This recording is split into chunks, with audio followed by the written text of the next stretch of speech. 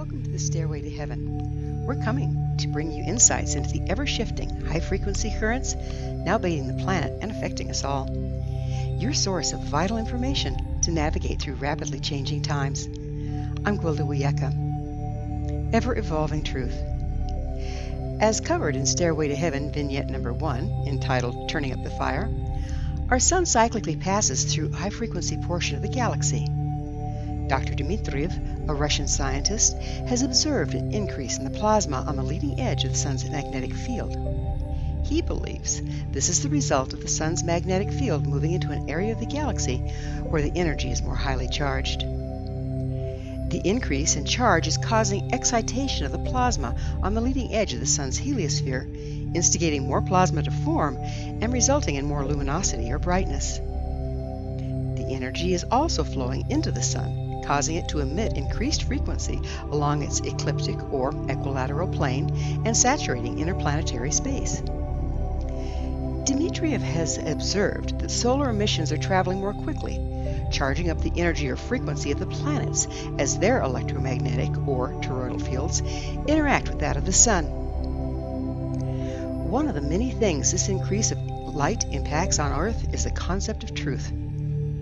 While historically we thought something either to be true or false, we're now finding that there is no ultimate truth. Rather, based upon the amount of light present by which to see or perceive, truth either evolves or devolves.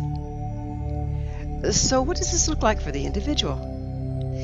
Many people I work with have reported revisiting their experiences only to realize that at the time they were operating with only limited facets of the truth. Some have found they embraced a total misconception based on past experience rather than the facts in the present. Occasionally, we all have these experiences. They're a natural part of the maturation process whereby we gain enough substance over time to view things in a different way. This is why indigenous people so revered their elders. They understood that with more experience comes greater range of perception and with it, wisdom.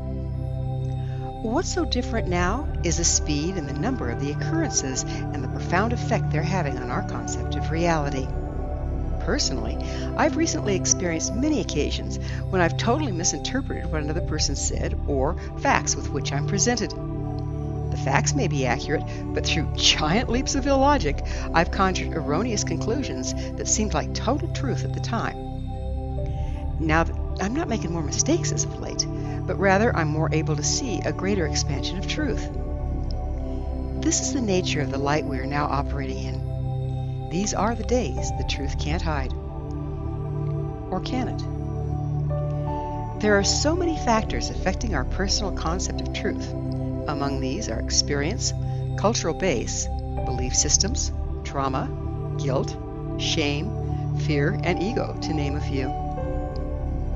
Let's look at personal experience. We tend to interpret information based on our experience. For instance, natives having lived their entire lives in a jungle with very limited range of view will tend to perceive objects viewed from a great distance as smaller rather than further away. We tend to build our reality and therefore our truth around the mores and norms of the culture. This causes many cultural clashes. An example, the burqa. In Arab culture, veiling of a woman's face is seen as modesty, much like the covering of breasts is to Western culture. While many in the Western culture view the burqa with great suspicion, seeing it as a form of hiding or sexual discrimination. Belief systems, such as religions, will color or limit our ability to see more expansive truth. To see other points of view without trying to convert them to our own is very challenging. We tend to be more comfortable when we surround ourselves with those who agree with our reality. When we restrict our associations to those in agreement with our premise, it greatly narrows our experience and the ability to evolve our concept of truth into a more inclusive one. Trauma is a huge factor in our ability to evolve our concept of truth. We're designed to avoid things that have not gone well for us in order to survive. However, much of our trauma may have happened when we were small children with limited understanding and fewer resources. Even when we experience trauma as an adult, we're not at our best under stress. We often inaccurately interpret the cause of the trauma and create defense mechanisms causing us to avoid the wrong thing, again limiting our operating range. If not revisited and reevaluated, we soon find ourselves in a narrow bandwidth existing of knee-jerk reactions and avoidance rather than an ever-widening range of experience. As an example of this, I once had a friend tell me, "Gwilda, I like you, I really do, but your red hair is a real turnoff. It makes me not trust you." In discussing it, we uncovered that she had been relentlessly bullied by a neighbor boy with red hair. Once understanding that it was the bullying, not the hair color, that was the cause of her mistrust, she was able to relax and we developed a lasting friendship, granting her a different experience of people with red hair. Then we come to guilt. Guilt is a nasty business. Some believe that without guilt to control us, our entire society would run amok. I argue that guilt and avoidance of the same is behind many of the horrific crimes we see today. Being blamed or found guilty feels so awful, most of us will go to great ends to avoid it. One tried and true avoidance technique is to find someone else to dump our guilt on and then condemn them for having it. This was a major factor in Hitler's approach and the resulting Holocaust. The dumping of guilt not only prevents the dumper from being accountable for their own actions and correcting them, but it also rewrites reality in order to cast blame elsewhere. It can be so pervasive that the dumper totally buys their own press and feels perfectly justified in victimizing their target. Shame is another low-frequency energy, much like guilt, that really has no place in the healthy individual. People that have been shamed tend to develop low self-esteem. A great deal of energy is required to compensate. The reality these individuals experience is they're not good enough. This creates the need to build a false, grandiose persona rather than standing in the truth of who they are.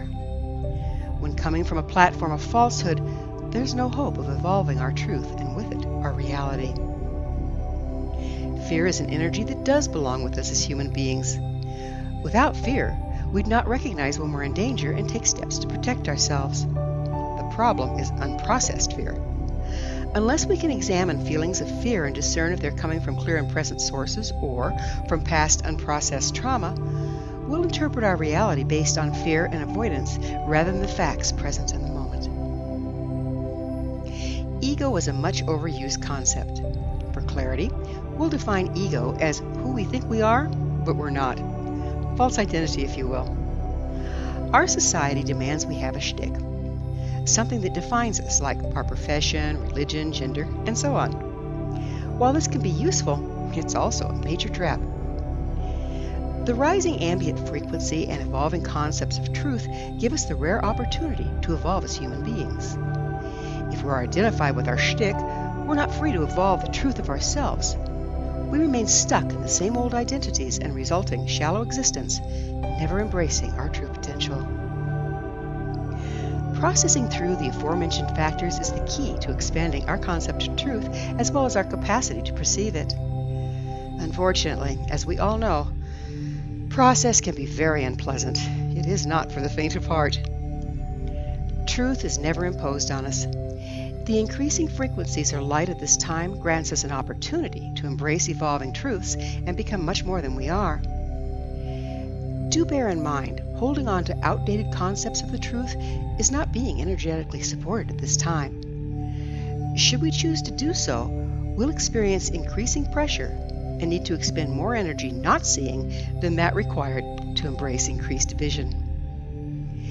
As we move through this time of expanding truth, it's always advisable to assume we each hold but a portion of it.